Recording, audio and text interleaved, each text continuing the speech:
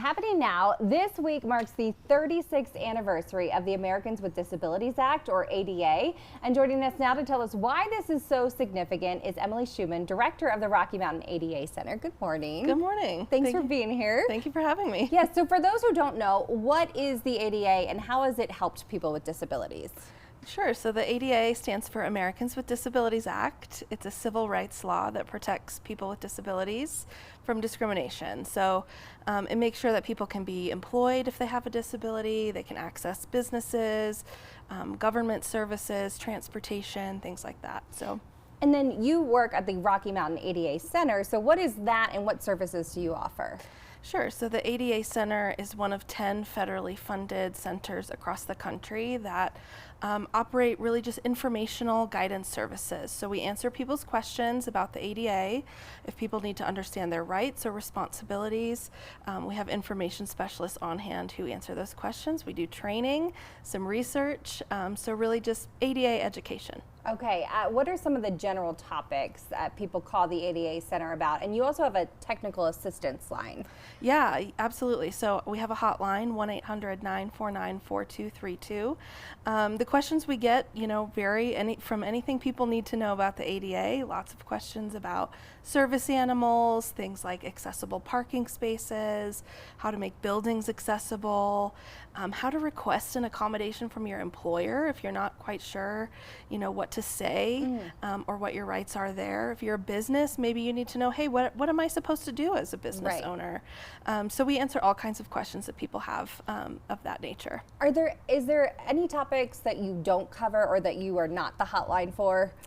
Well, we always try to connect people to a resource if we're not the right answer. We always try to help them find where to go.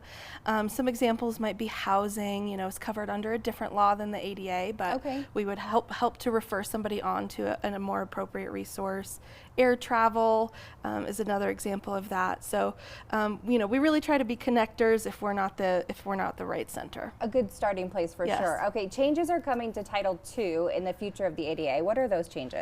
Yeah, so Title II is the part of the ADA that applies to state and local government services. So a big change happened recently that makes it so that governments have to make sure their websites are accessible. Okay. So this would include things like making sure videos have captions, making sure pictures have alt text, making sure we have adequate color contrast on our websites, things like that. So so that's becoming enforceable soon. So the ADA Center has been busy training and teaching these governments, how to be in compliance. Okay, I'm sure there's a lot to manage. How do people contact the Rocky Mountain ADA Center? Yeah, so I mentioned the phone number, 1-800-949-4232. They can also visit us at rockymountainada.org.